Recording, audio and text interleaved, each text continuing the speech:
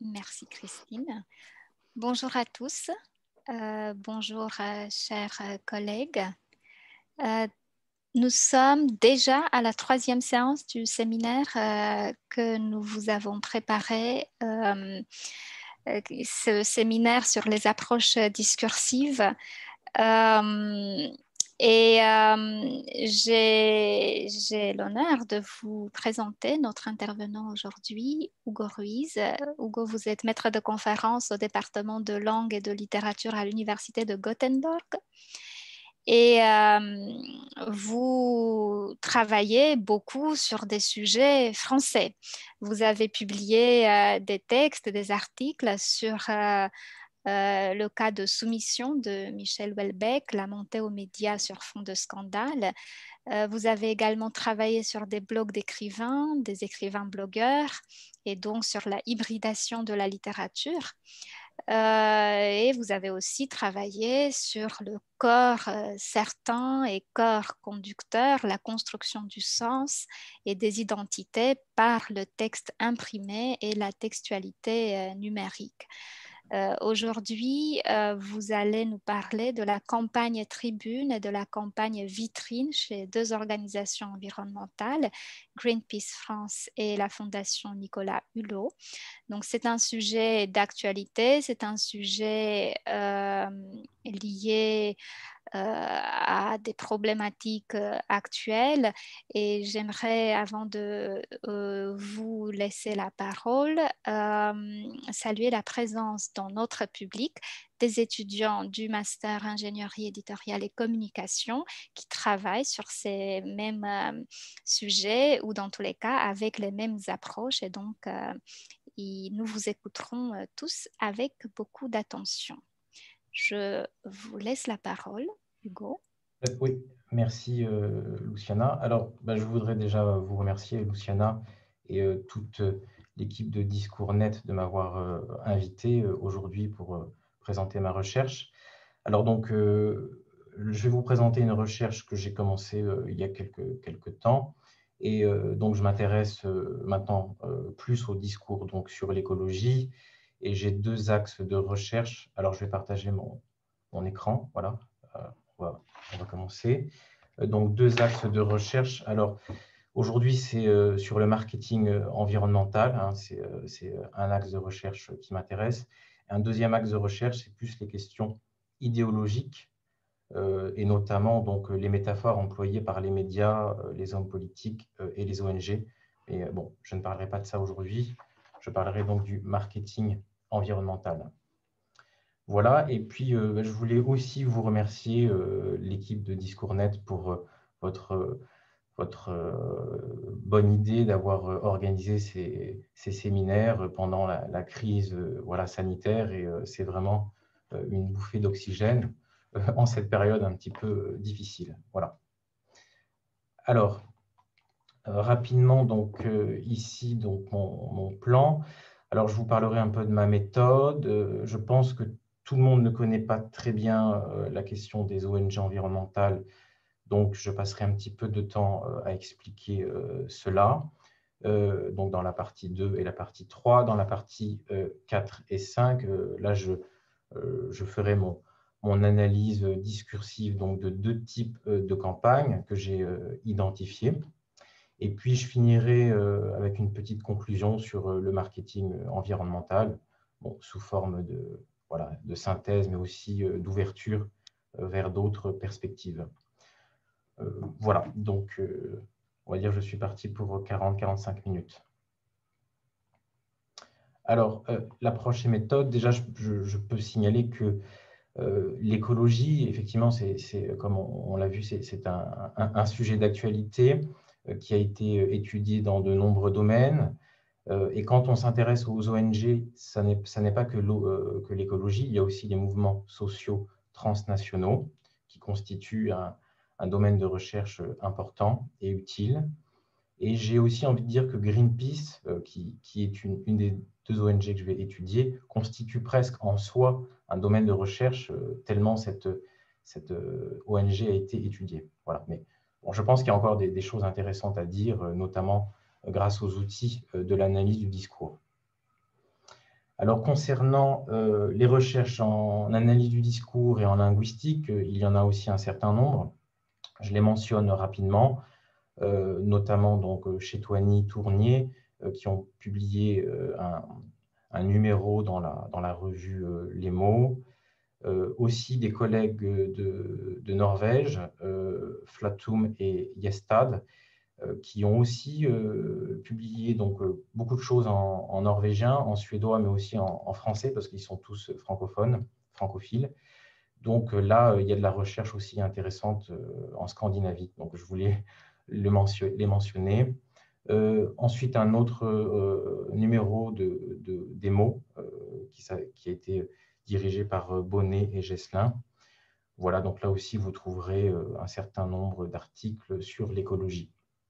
Je voulais finir par mentionner un mémoire qui s'intéresse tout spécifiquement à Greenpeace, un mémoire de linguistique, donc c'est Hetzel, qui, elle aussi, fait partie donc, de ce groupe de recherche norvégien qui a donc contribué pas mal à la recherche.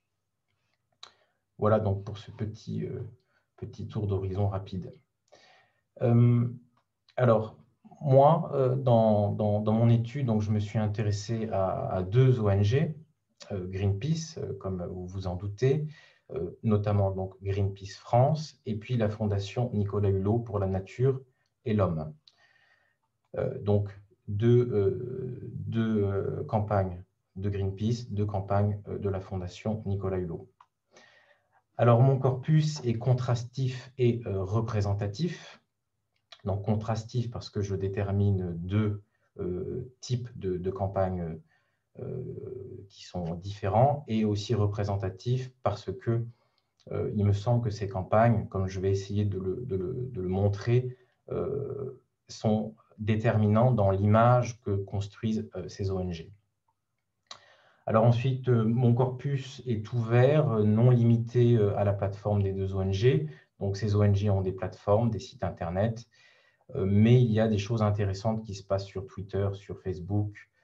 Voilà, donc j'ai inclus quelques images qui complètent évidemment ces campagnes. Et puis, évidemment, comme c'est sur Internet, le matériau, c'est un matériau plurisémiotique. Donc, il y a des images, du texte, voire même des vidéos. Mais bon, ça n'a pas été trop mon sujet pour cette présentation. Voilà. Alors, maintenant, ma problématique. Alors, la problématique que je propose d'explorer aujourd'hui, alors je vous donne un peu le contexte, hein, c'est que pour se développer, les ONG ont dû avoir recours aux techniques managériales, mais aussi faire appel à des agences de communication. Donc ce mariage a imposé l'idée que la cause environnementale ne suffit pas seule à susciter les dons, mais qu'il faut créer un désir de solidarité. Donc cette situation amène les ONG à mettre en place des stratégies de marketing, alors que je vais étudier justement à travers les campagnes.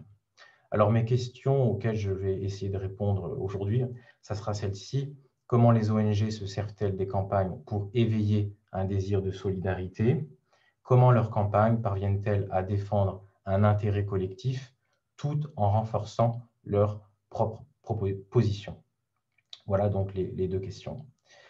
Alors, pour répondre à ces questions, je vais prendre en compte trois aspects différents. L'identité organisationnelle des ONG, leur stratégie et leur tactique, et aussi donc, en faisant de l'analyse des campagnes, des procédés discursifs, techniques et iconographiques.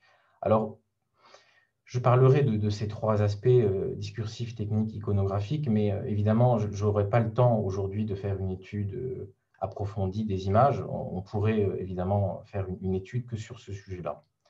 Voilà, donc je préfère dire que ça sera davantage sur le côté discursif. Alors, quelques mots rapides sur les ONG environnementales pour vous situer un petit peu le contexte. Alors, bon, c'est un contexte connu, mais bon, j'imagine que ça pourrait être utile pour vous. Alors, donc les ONG que j'ai choisies, ce ne sont pas des associations de quartier. Donc, ce sont des ONG qui sont structurées sur le modèle de l'entreprise privée et qui répondent à des principes d'efficacité et d'action, hein. Et ça, on le verra dans les campagnes. Alors, pourquoi, pour quelles raisons parce qu'il y a eu des changements historiques, hein, au niveau de ces structures. Alors, on peut en donner trois raisons. La managérialisation s'explique par la nécessité de susciter et entretenir la confiance des bailleurs, donc ceux qui donnent de l'argent, on verra ça tout à l'heure, et aussi, et on peut dire que ça c'est un facteur vraiment déterminant, la forte croissance de leurs membres et de leur budget, hein. Dès qu'on change d'échelle, qu'on passe à plusieurs centaines d'employés dans une ONG, évidemment, il faut ici des techniques de management.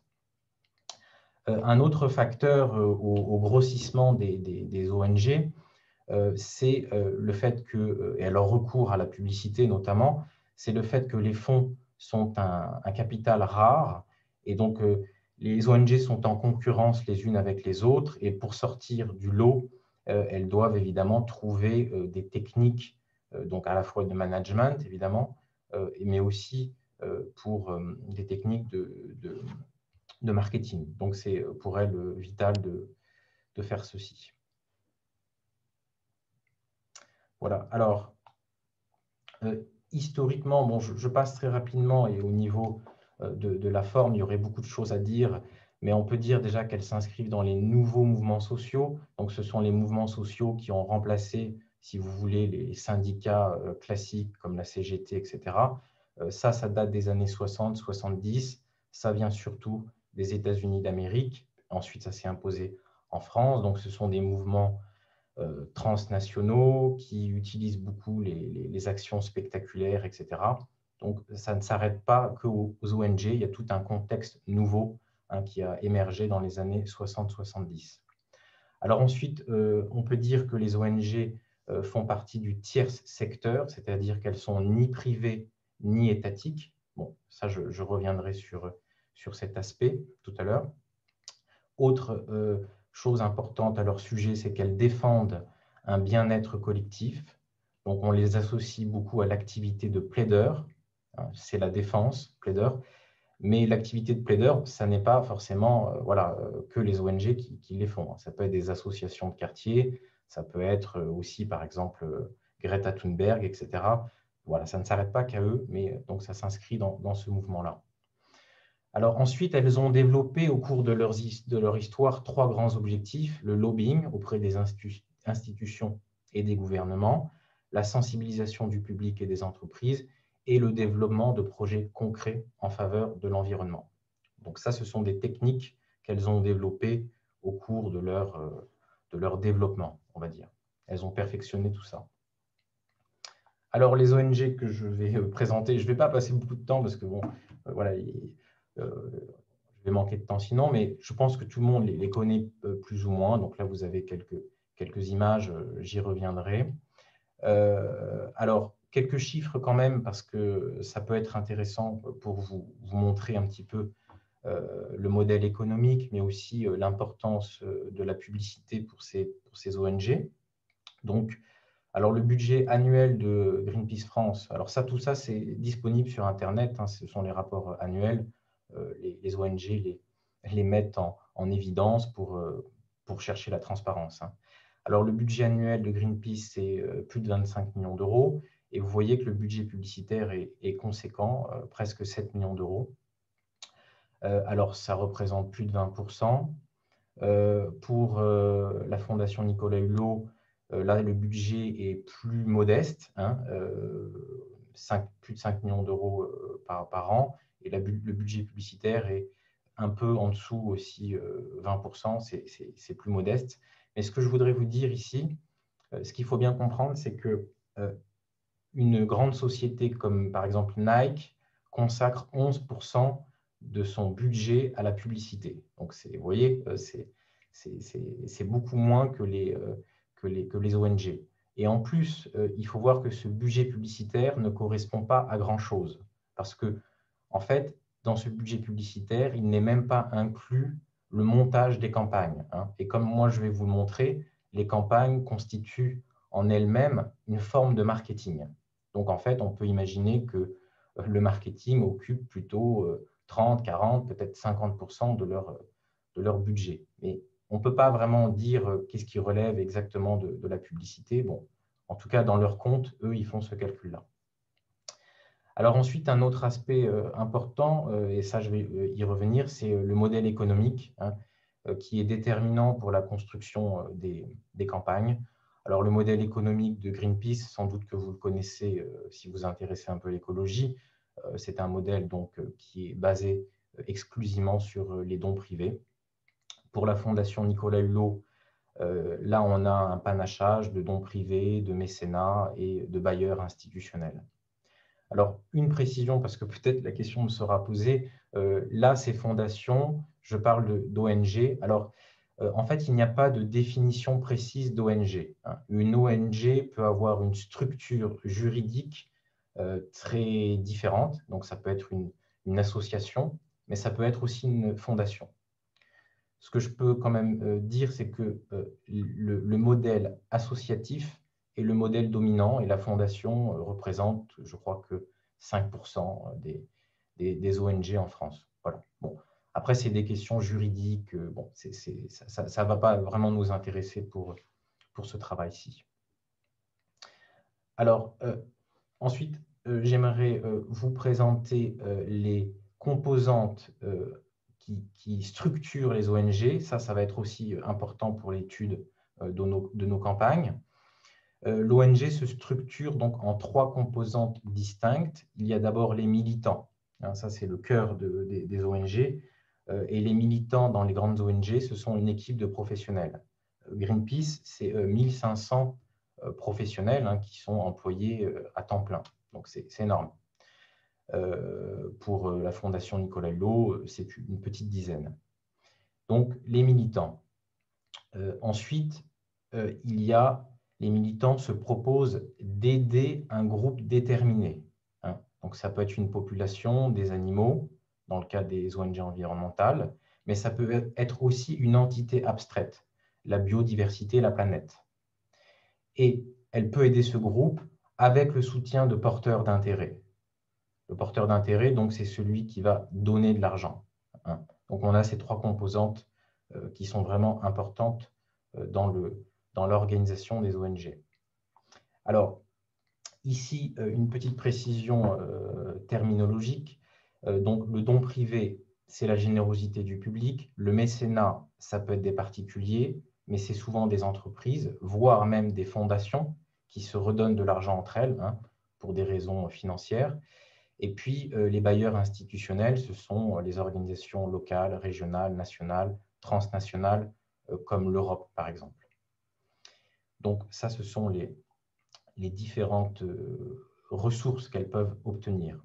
Voilà, donc on va voir que chacun de ces types de financement implique des contraintes très différentes dans l'organisation qui en bénéficie et se répercute évidemment dans la construction des campagnes et même dans la stratégie globale, hein, des ONG. Alors, maintenant, je passe à mon point 3. Je vais parler, voilà, on rentre plus dans l'analyse. Je vais parler des campagnes environnementales, donc de leurs fonctions. On peut tout d'abord distinguer 5 fonctions très générales, hein. Je vais préciser un petit peu ensuite le fonctionnement des campagnes. Donc, 5 fonctions. Bon, donc, ça peut être récolter des fonds, hein, c'est une fonction essentielle. Mobiliser, informer et sensibiliser le public, les entreprises. Donc, mobiliser, c'est quand on peut chercher des volontaires, par exemple, hein. Donc, c'est pas vraiment les militants de l'ONG, ce sont les volontaires qui vont faire des choses gratuitement sur leur temps, par exemple, pour des manifestations, etc.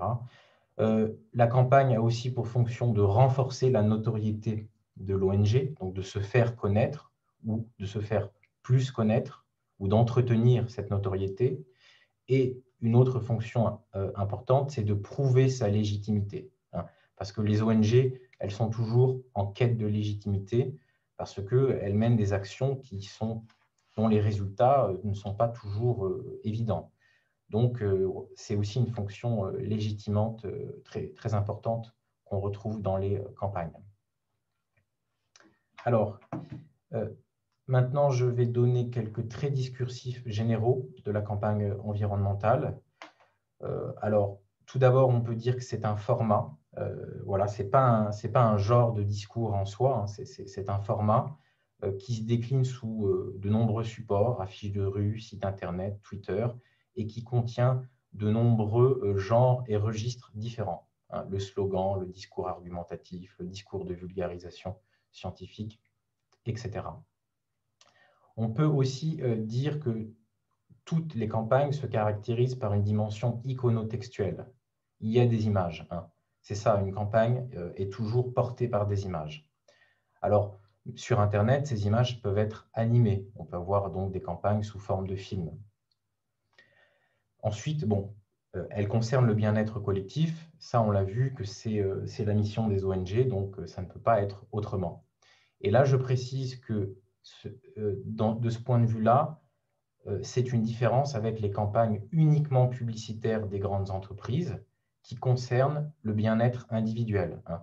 Une campagne publicitaire, ce n'est pas le bien-être collectif, c'est le bien-être individuel. Donc là, on a quand même une différence notable. Ensuite, elles ciblent ces campagnes un problème à fort potentiel symbolique et médiatique. Donc, ours polaire, forêt amazonienne, réchauffement climatique, etc. Donc, il faut vraiment, pour elles, c'est stratégique de trouver quelque chose qui va être porteur, hein. Et évidemment, ensuite, elles visent à influencer le public, hein, ça, c'est leur visée discursive. Et ensuite, un aspect important, c'est qu'elles contiennent toute une dimension prédictive ou alétique.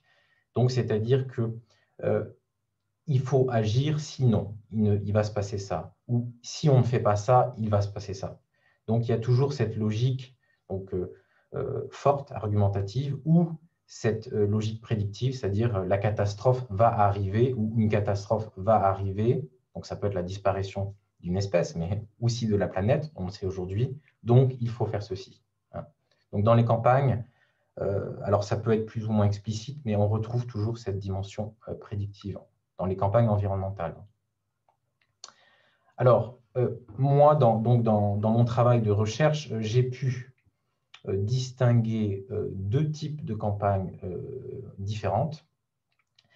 Et ces campagnes différentes, donc, elles sont liées à l'identité et au mode de fonctionnement des ONG. Alors, tout d'abord, il y a la campagne Tribune, hein, que je vais commencer à définir tout de suite après. Et elle, cette campagne Tribune est étroitement liée au positionnement militant de Greenpeace, hein. Donc là, on a un positionnement militant qui est donc lié aussi à son indépendance financière et qui… Alors, il y a d'autres tribunes, hein, dans Greenpeace, il y a d'autres types de tribunes. Il y a la tribune vitrine, mais la tribune qui donne l'identité, hein, c'est cette tribune, c'est cette campagne Tribune. Alors, pour la Fondation Nicolas Hulot, le positionnement est plus consensuel. On a vu qu'elle dépend de donateurs, de mécénats, de grandes entreprises, voire aussi un peu de l'État. Et là, on a une campagne vitrine. Alors, c'est pareil, c'est le genre, on va dire, dominant. C'est celui qui donne l'identité à la Fondation. Mais on trouve aussi, j'ai vu une campagne Tribune chez la Fondation Nicolas Hulot. Donc, voilà. Ce n'est pas exclusif, si vous voulez, hein. Ce sont des tendances, mais des tendances fortes et des tendances qui ont vraiment un impact important sur l'image de ces deux ONG. Voilà.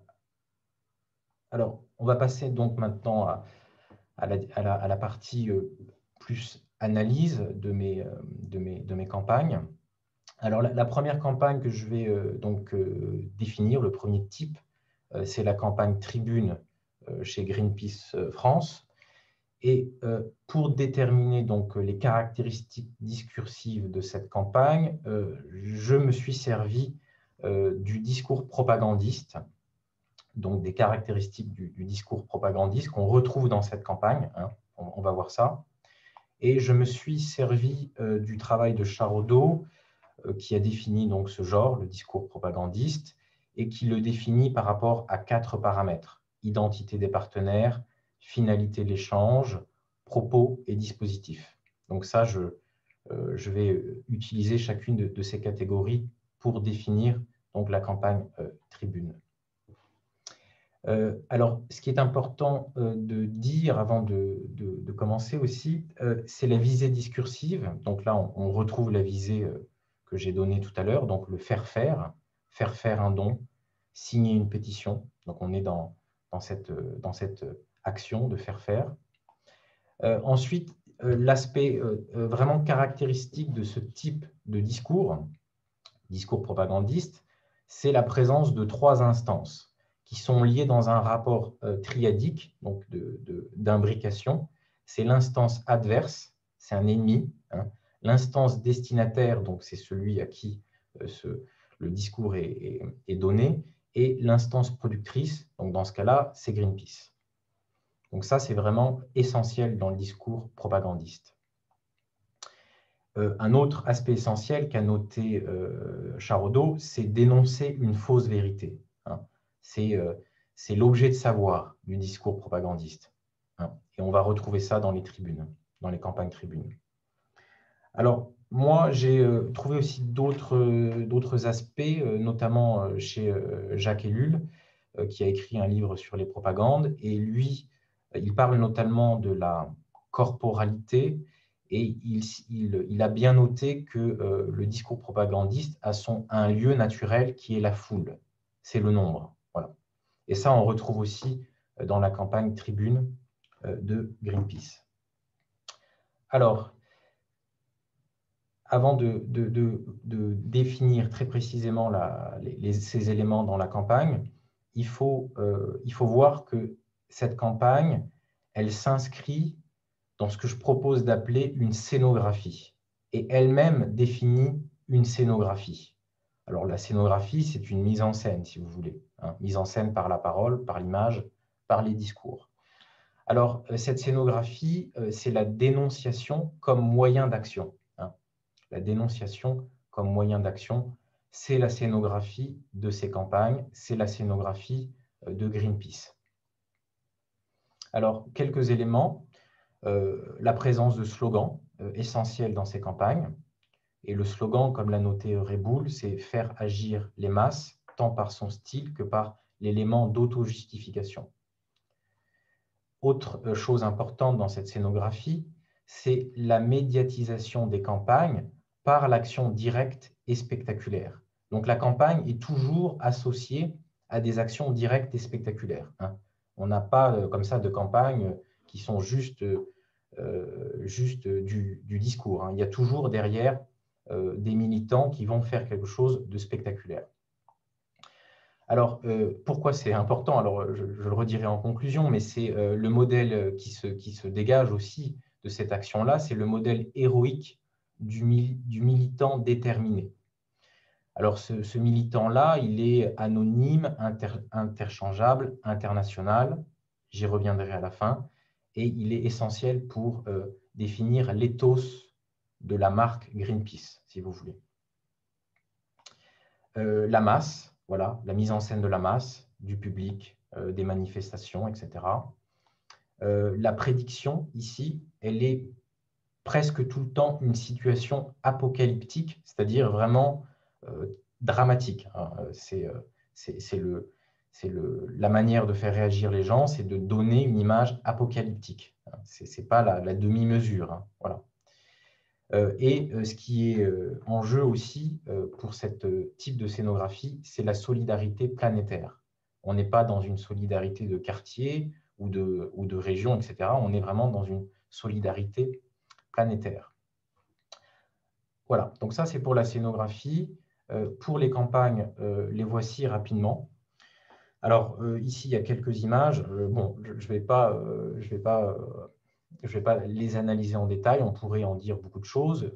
Bon, ici, vous voyez en tout cas dans cette première campagne, élevage, la transition écologique s'impose, il y a urgence. Donc, slogan. Images de feux de forêt en Amazonie. Bon, c'est évidemment ça a un impact très fort. J'attire votre attention sur cet encadré orange parce que vous voyez qu'ici, donc évidemment, il est marquant. Il y a rejoignez le mouvement et il s'agit en fait d'écrire juste ces coordonnées. Hein. Et ensuite, il y aura donc du mailing. Donc là, c'est une approche. Alors, c'est un peu, voilà, l'ONG donc a une tactique de choc, d'approche assez violente. Mais par contre, pour ce qui est de l'approche du don, vous voyez que c'est une approche plutôt douce. Hein. On n'est pas dans donnez-nous de l'argent. Hein. On est dans voilà, rejoignez le mouvement, donc vous donnez votre mail, etc. Donc ça, j'en reparlerai à la fin, mais c'est important de le souligner parce que on est dans une logique d'approche douce. Hein. Voilà, c'est pas donnez-moi voilà, tout de suite 20 euros.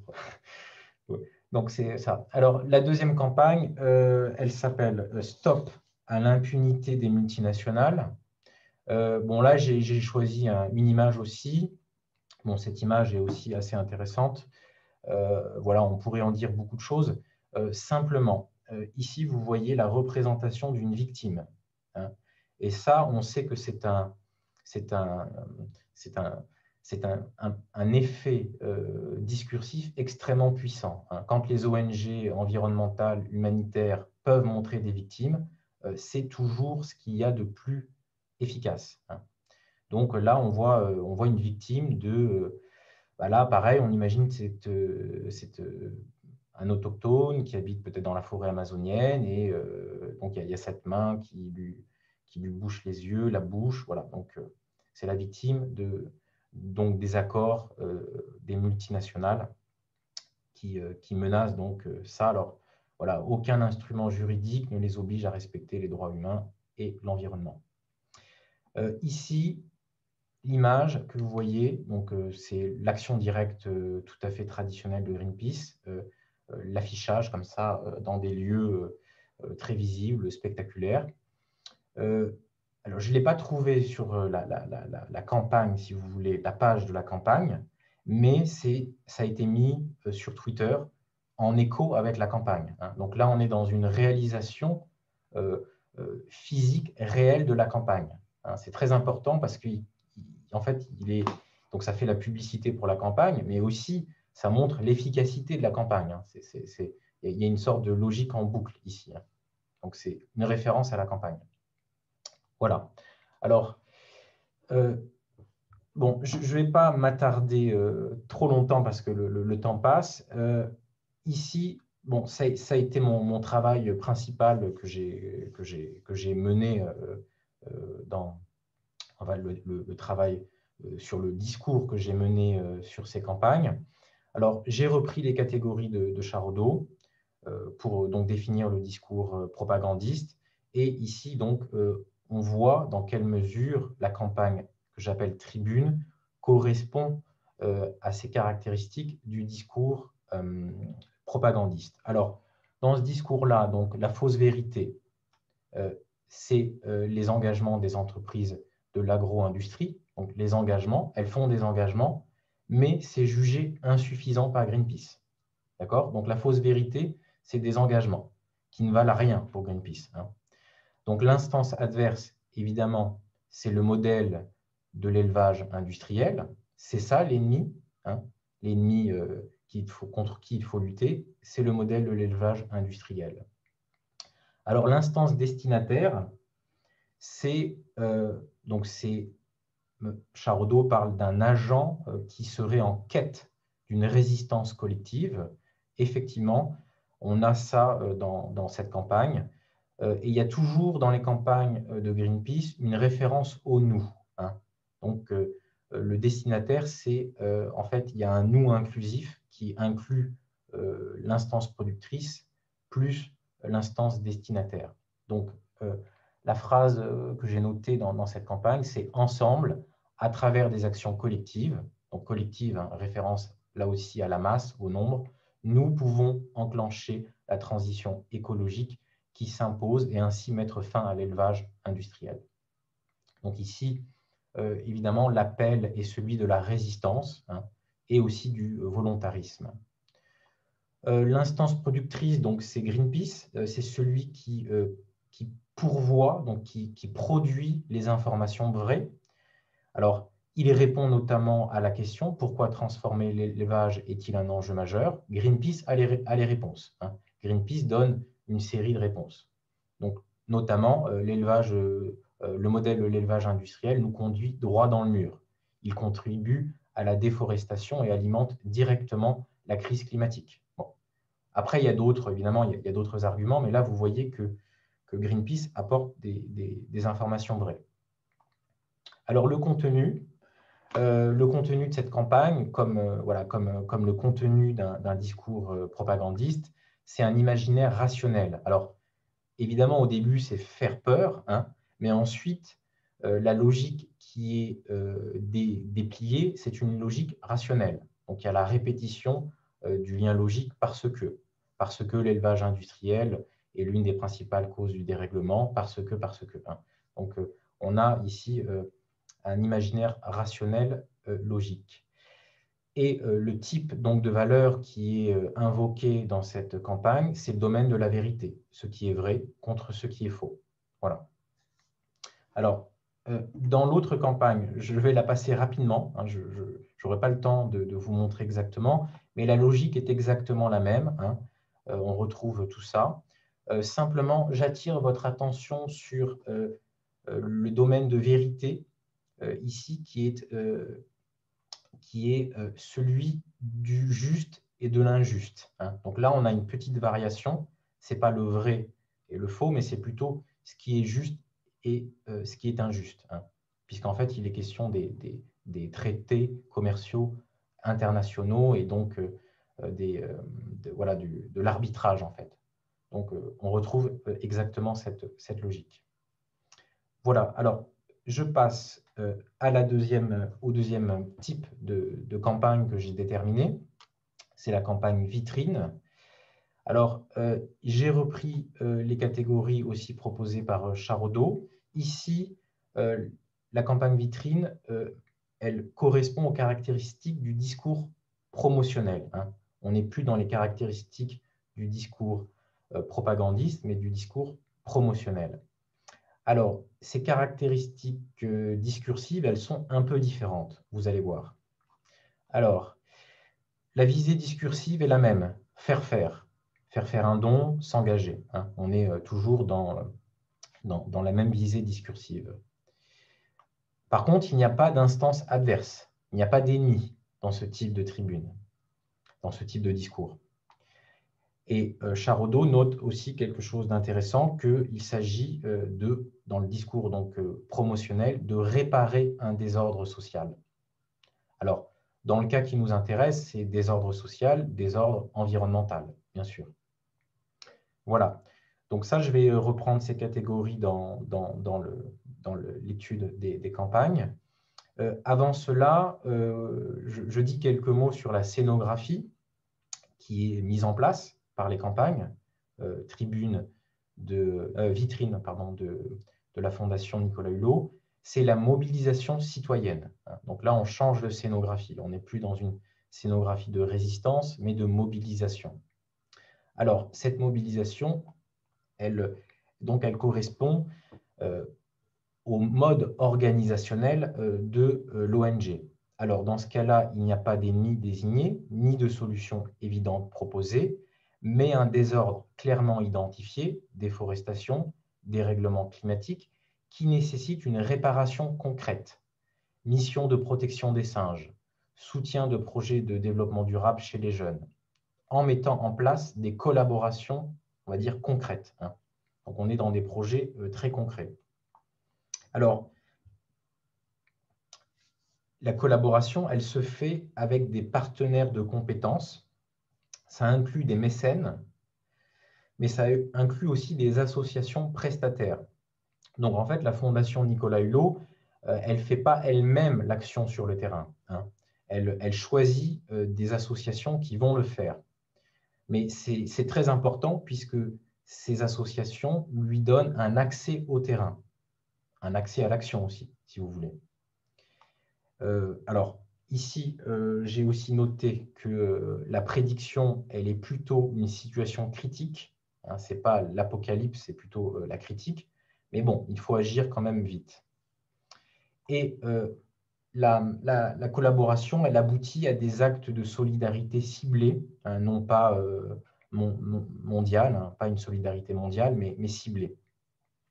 Et ce qu'on verra aussi, c'est qu'ici, ces campagnes vitrines, elles mettent en scène donc le modèle du militant authentique. Alors là, il est évidemment largement incarné par Nicolas Hulot, qui est la figure tutélaire, hein, de cette fondation, de cette ONG. Voilà, alors je passe aux campagnes. Voici les deux campagnes. Alors, vous avez ici la campagne Rajako. Donc, c'est une campagne de soutien aux grands singes, aux lémuriens.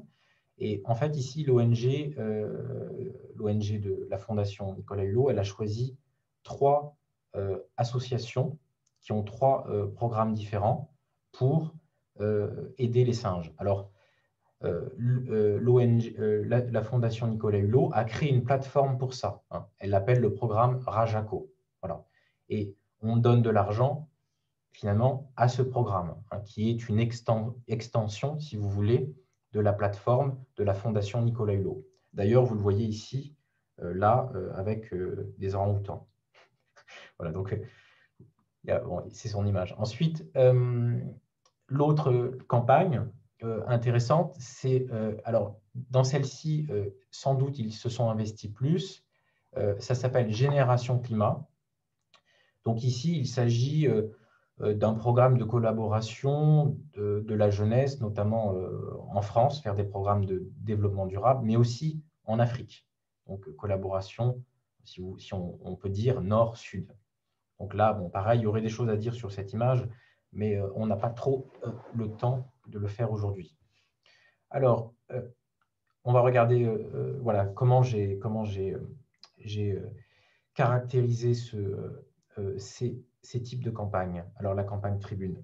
Donc, l'objet de savoir, comme je l'ai dit, c'est réparer un désordre social, environnemental.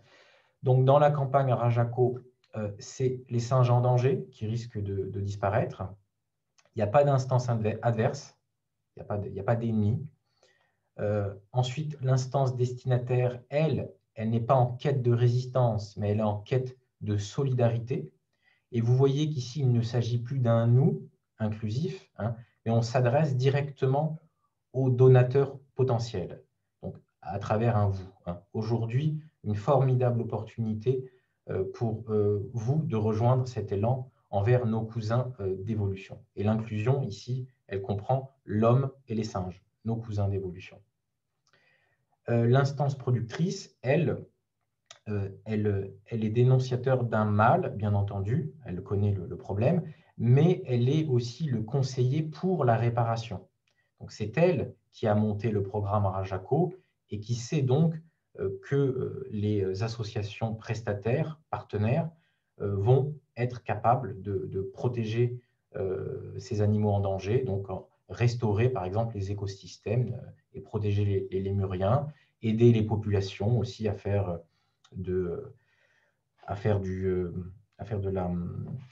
à ne pas brûler les forêts, etc. Donc voilà, il y a un savoir pour réparer le problème. Alors le contenu, ici, on l'a vu avec les images, la déforestation, c'est plutôt un contenu émotionnel. Voilà, et le type de valeur qui est mise en scène, c'est le domaine de l'éthique, la solidarité, et ici, c'est avec la cause animale. Alors, je passe très rapidement à la génération climat. Donc ici, le désordre, c'est réparer le défi climatique. Et là, ce qui est intéressant, c'est que c'est un appel au bénévolat, hein. Donc ici, on ne demande pas d'argent, hein, on demande un engagement, hein.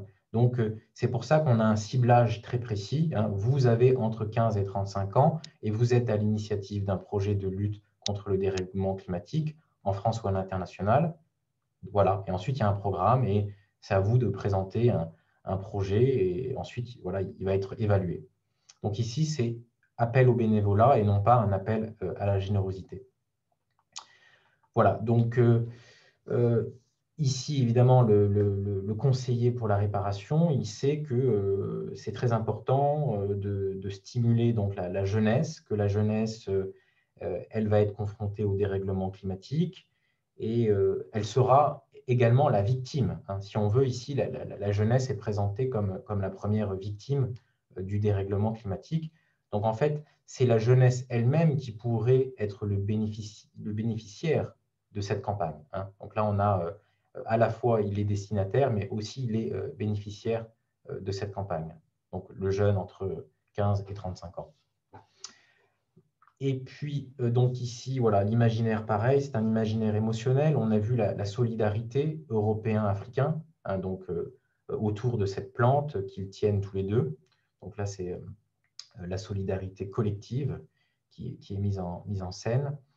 Et pareil, donc voilà, solidarité envers autrui, donc les hommes et la planète. Hein, donc toujours lié à la question de la planète. Voilà, alors je vais conclure, parce que le temps est passé assez vite. Voilà, donc bon, si vous avez des questions, bien sûr, on pourra revenir à ça. Alors, moi, je veux conclure donc, en tirant quelques conclusions sur le marketing environnemental, à partir donc, de cette étude de 4 campagnes et donc la détermination de 2 types de campagnes environnementales.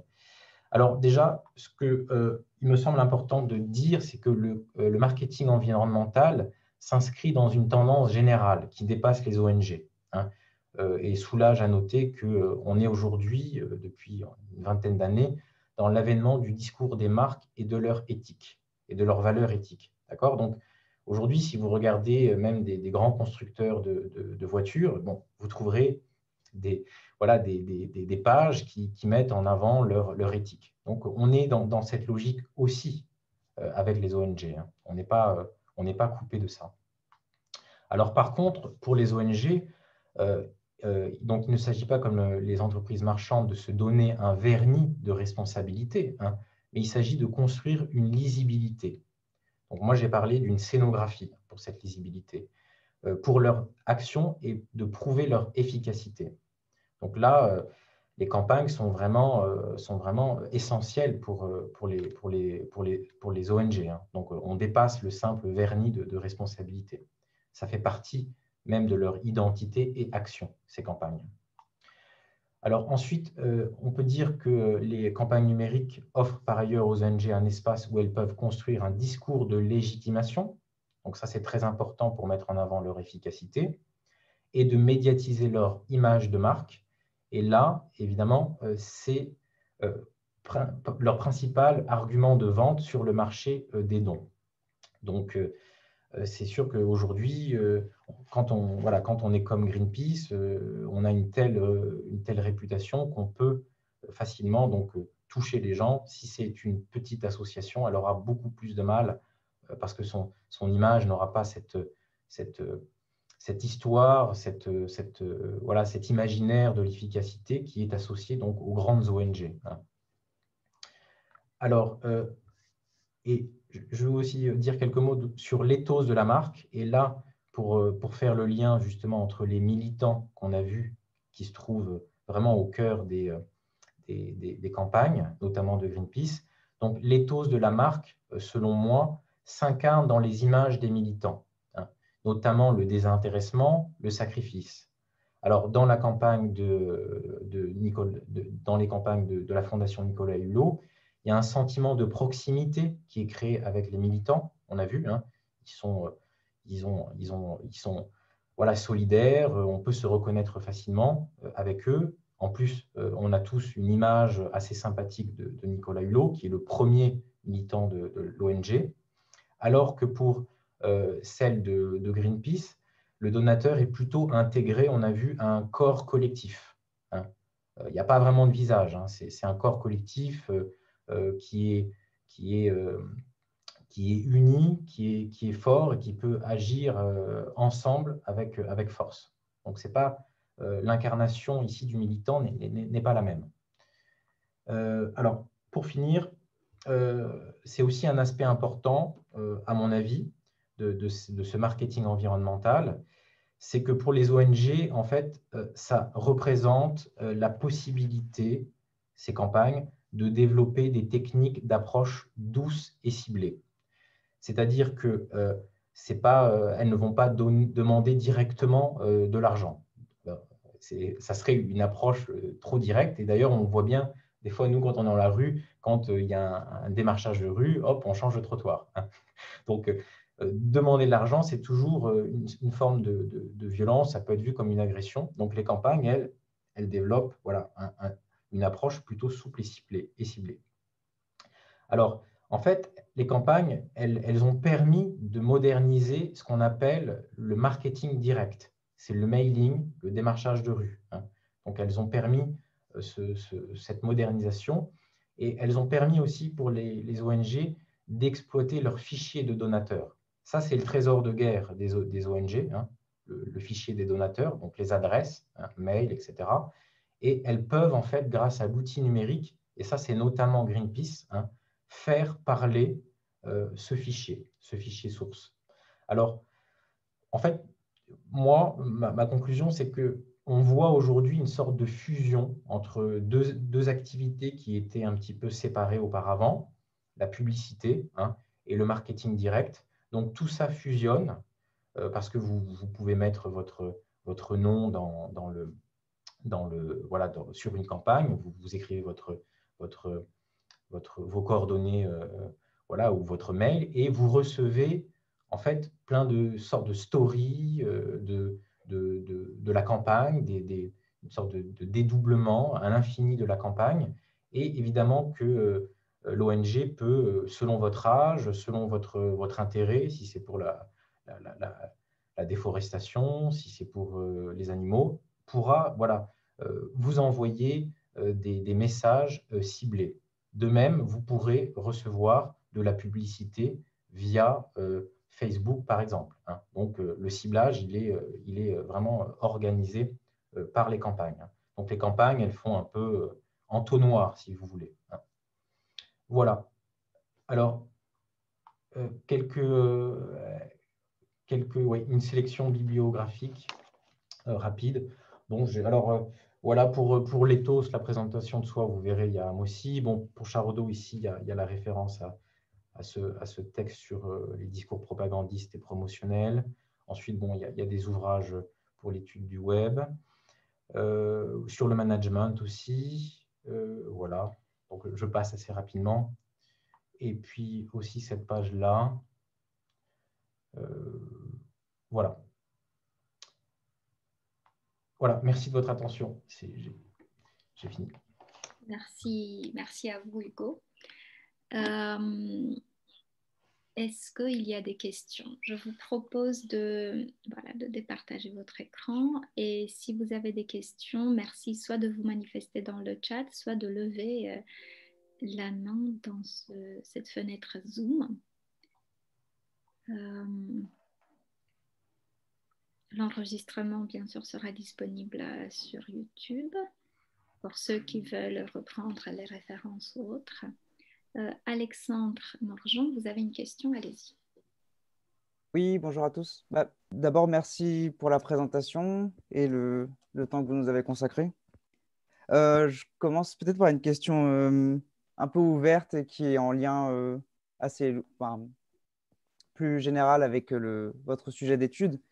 Ça concernait la démission très récente de Nicolas Hulot au sein du ministère de l'écologie. D'abord, d'un point de vue tout à fait personnel, qu'est-ce que vous en avez pensé? Comment vous avez interprété cette démission? Et surtout, est-ce que vous avez pu analyser un changement en fait pas seulement dans le marketing, mais dans l'organisation des ONG? Est-ce que ça a eu un impact, cette démission de Nicolas Hulot? Oui, oui, c'est une bonne question. Alors, effectivement, comment je l'interprète? Bon, c'est un peu difficile de répondre à cette question, mais je pense qu'il n'avait pas vraiment le choix. Et puis, on le voit bien avec ce qui se passe aujourd'hui. Bon, moi, j'étais de toute façon assez pessimiste sur les capacités d'une compatibilité entre ses propres, voilà, ses propres on va dire, objectifs et les objectifs que la politique peut mener. On voit bien aujourd'hui qu'il y a un blocage. Moi, je pense qu'il y a eu, en fait, il y a des sujets là-dessus qui ont été des articles à ce propos. Il y a une évolution, oui, chez Nicolas Hulot. Il a été candidat déjà au Vert. Donc, à un moment, sa plateforme lui a vraiment servi comme une plateforme pour préparer en fait les primaires chez les Verts. Donc, il y avait vraiment une dimension politique. Ensuite, là, je pense que le fait qu'il ait démissionné, ça lui laisse beaucoup plus de liberté. Et on le voit d'ailleurs, je crois que dans Le Parisien, il a pris parole, je pense, aujourd'hui pour remettre la pression encore aux politiques. Il n'aurait pas pu le faire s'il avait été au gouvernement. Donc, il y a une évolution. Par contre, je pense que lui, alors, il y a tout un jeu qui se met en place euh, entre Nicolas Hulot, le fondateur, et sa fondation. Notamment, en fait, on pourrait faire une étude sur le compte Twitter de la fondation. Et là, on s'aperçoit qu'il y a beaucoup plus de liberté de ton dans le compte Twitter. Bon, j'en ai pas parlé, ça serait un autre sujet, évidemment, parce que là, on voit ses interviews, ses prises de parole beaucoup plus virulentes. Donc voilà, il a cette liberté de parole sur Twitter. Et à mon avis, il y a une évolution par rapport oui, au fait que quand il était au gouvernement. Ça, c'est sûr. Merci. Merci. Alors, il y a 3 questions qui sont annoncées. Christine, vas-y pour la première. Merci. J'avais une question par rapport au dispositif numérique. Dans les exemples que vous nous avez montrés, c'est les sites en fait des organisations dont sont extraits les illustrations. Et ma question, c'était par rapport aux algorithmes de Facebook et vous parliez des budgets publicitaires. Je ne sais pas si vous avez ce type d'information, mais quelle est aujourd'hui la part, j'ai envie de dire, consacrée aux dispositifs numériques dans les campagnes de publicitaires de ces organisations? Alors, je n'ai pas non, les chiffres. Est-ce qu'on peut les trouver? Peut-être. Enfin bon, les rapports sont vraiment assez détaillés, mais ce n'est pas non plus certain. Il y a une sorte d'opacité à travers la question des campagnes. Hein. Les campagnes sont présentées vraiment comme des actions, en fait, hein, sont coupées de la dimension publicitaire dans leur rapport. Moi, je pense que c'est de plus en plus important. Alors, il y a quand même une logistique qui leur coûte aussi cher, hein, les bateaux, etc. etc. Mais moi, je pense vraiment qu'il y a un investissement conséquent. Je ne peux pas vraiment dire combien, malheureusement. Mais ça serait intéressant, effectivement, de voir. Et de ce point de vue-là, parce que d'une certaine façon, il y a aussi enfin, il y a une dimension un peu paradoxale entre un discours qui dénonce le poids de certaines infrastructures et le numérique, on sait, est très coûteux d'un point de vue écologique. Et tout en étant d'une certaine façon obligé d'utiliser ces dispositifs écologiquement coûteux pour faire de la communication. Et juste les illustrations que vous nous avez montrées sont des illustrations qui sont extraites des sites, en fait? Oui. D'accord. Alors, il y a en fait dans les illustrations que j'ai montrées, une seule qui n'était pas sur le site, c'est les militants qui étaient suspendus au pont. Celle-ci, je l'ai trouvée sur Twitter. Mais tous les autres se trouvent sur le site. Merci. Et alors, moi, quand j'ai regardé un petit peu l'organisation de la société, on voit qu'il y a au poste important de l'organisation des gens qui sont notamment qui sont des directeurs d'entreprises informatiques très importantes. Alors, moi, je me demandais si, alors je pourrais retrouver le nom, je ne sais plus qui est cette personne, mais donc il est responsable, voilà, un haut responsable de Greenpeace France, et il est voilà, PDG d'une entreprise de communication, spécialisée dans la communication sur Internet. Donc, c'est pour vous dire que c'est vraiment, ici, il y a un savoir-faire, une expertise, Ce n'est pas seulement qu'ils ont recours à une société et ensuite ils la laissent faire. C'est que vraiment, il y a les, les chefs de l'élite de cette ONG et vraiment, voilà, ce sont des gens très pointus dans ce domaine, qui ont même fait fortune, en fait, hein, dans ce domaine. Alors après, je ne remets pas du tout en question leur bonne foi, mais ils ont cette expertise qui est énorme, ça c'est sûr. Ils sont à la pointe, on va dire. Merci. Merci à tous les deux. Alors, Manon, tu as une question. Ah oui. Oui, est-ce que tout le monde peut écrire dans le chat? On peut écrire à tout le monde. Ouais, D'accord. on peut y répondre aussi aux questions dans le chat. Ouais.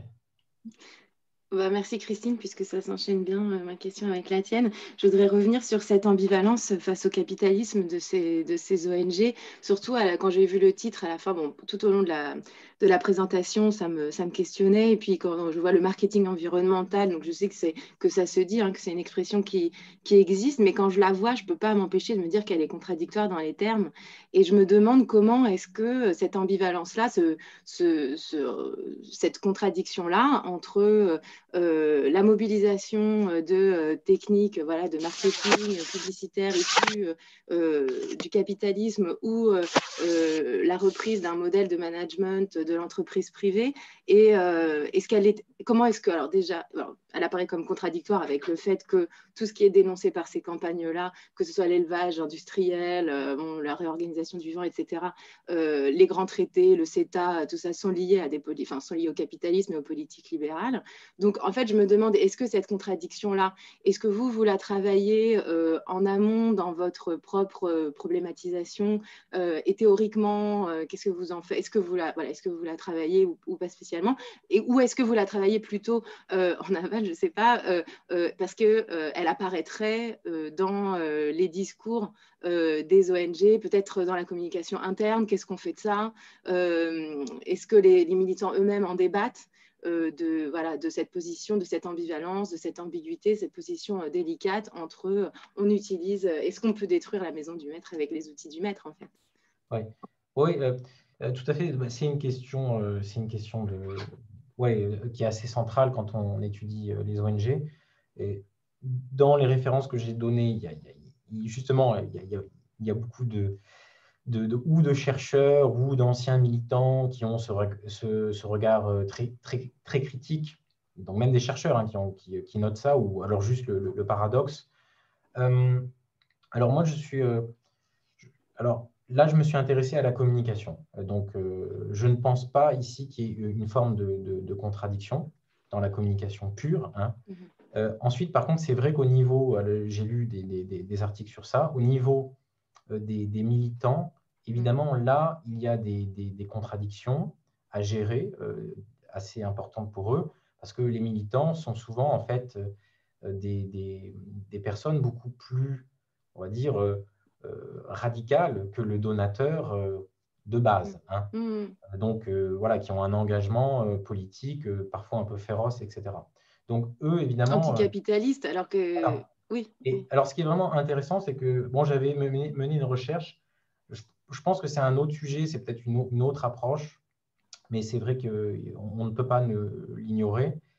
Moi, j'avais par exemple, par curiosité, tapé dans le moteur de recherche de Greenpeace France décroissance.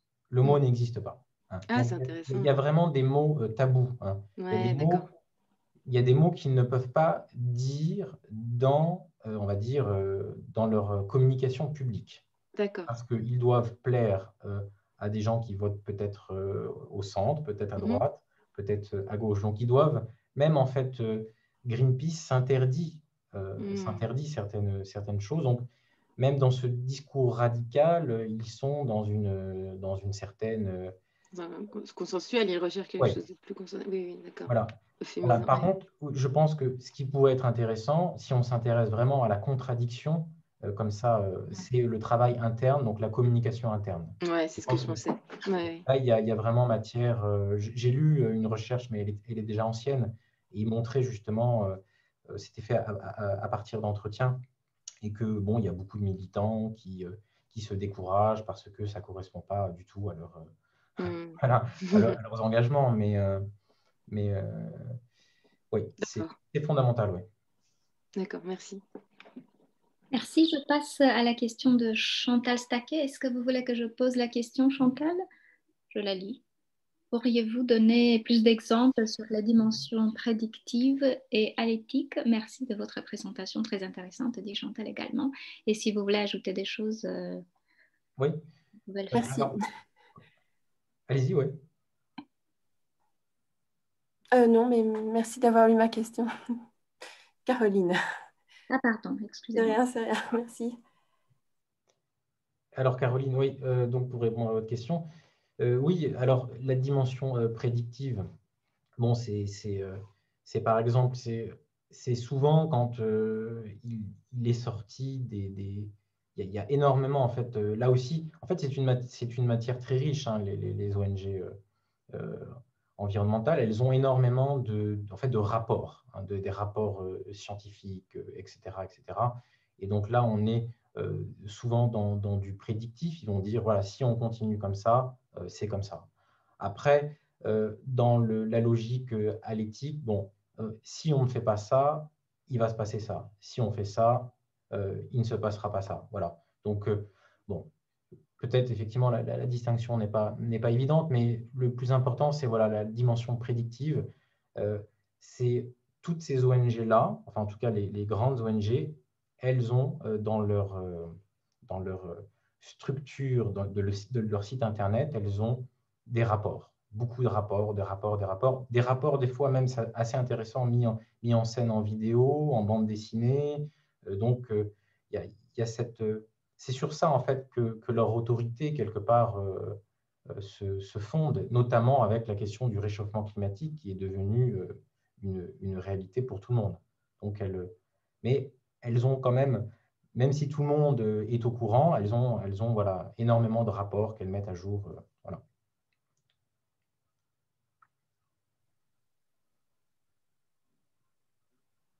Je ne sais pas, Caroline, si vous parlez, on n'entend pas.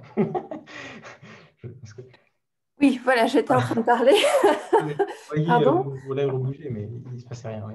Voilà, ces rapports, justement, sont... Qui les crée? S'agit-il de rapports qu'ils ont produits, que ces ONG ont produits elles-mêmes ou dérivés d'expertise scientifique? Enfin, Alors, en fait, ouais, il y a un mixte. C'est-à-dire que dans certaines campagnes, par exemple, ils renvoient, je ne sais pas moi, une vidéo qui est passée sur Arte. Donc là, ça renvoie à cette vidéo. Parfois à des articles qu'ils trouvent sur Internet. Mais en fait, le plus intéressant, il n'est pas là, il n'est pas dans ces références hypertextuelles. Il est vraiment que ces deux ONG en fait, ont développé leur propre expertise scientifique. Donc la Fondation Nicolas Hulot, elle a une revue scientifique. Hein. Donc elle produit elle-même son discours scientifique. Parce qu'il considère, et ça c'est Greenpeace dès son origine, il considère qu'on ne peut pas faire confiance aux États pour produire de bons rapports scientifiques. Alors, bon, il se repose sur les rapports qu'il trouve pertinents, évidemment, mais Greenpeace a toute une équipe de scientifiques, je ne sais pas, enfin, il faudrait enquêter, mais sans doute des gens tout à fait compétents, qui vont sur place, qui mesurent l'état des glaces, etc., et qui vont donc, montrer ces preuves. Ils vont apporter un témoignage. Donc le témoignage est vraiment essentiel hein, dans l'activité des ONG. Elles doivent témoigner d'un état du monde, alors voilà, qui va en s'aggravant ou qui sera catastrophique si on ne fait rien. Ça, c'est vraiment essentiel. Après, je repensais à la première question qui m'a été posée, s'il y a une évolution. Je trouve qu'il y a une évolution, on est vraiment dans un moment assez charnière, je pense. C'est-à-dire que il y a eu une campagne qui a été faite, c'est l'affaire du siècle. Peut-être vous en avez entendu parler, hein, qui qui est donc qui est une campagne. Hein, ça, c'est une campagne. Bon, je ne l'ai pas étudié, donc je ne peux pas vous dire si c'est tribune ou vitrine. Il faudrait voir. C'est Avec une Aurélien campagne. Barraud, pardon. Comment? Avec Aurélien Barraud, c'est ça? Je pense qu'il fait partie de ça. Et en fait, il porte plainte contre l'État français, hein, pour inaction. Donc, il y a eu une pétition de 3-4 millions de personnes. Donc, c'est vraiment énorme. Et ça, c'est une campagne que mène Greenpeace, mais aussi la Fondation Nicolas Hulot. Et là, bon, il y a une sorte il y a quand même une sorte de tournant parce que là, on voit que Greenpeace ne fait plus cavalier seul, que la Fondation Nicolas Hulot, elle produit un discours plus, entre guillemets, radical, avec quand même le risque de perdre du mécénat, hein, donc des grandes entreprises ou des banques qui les financent. Mais quand même, moi, j'ai l'impression qu'il y a quelque chose qui va en se durcissant dans la Fondation Nicolas Hulot, notamment. Bon, Greenpeace est toujours un peu dans son on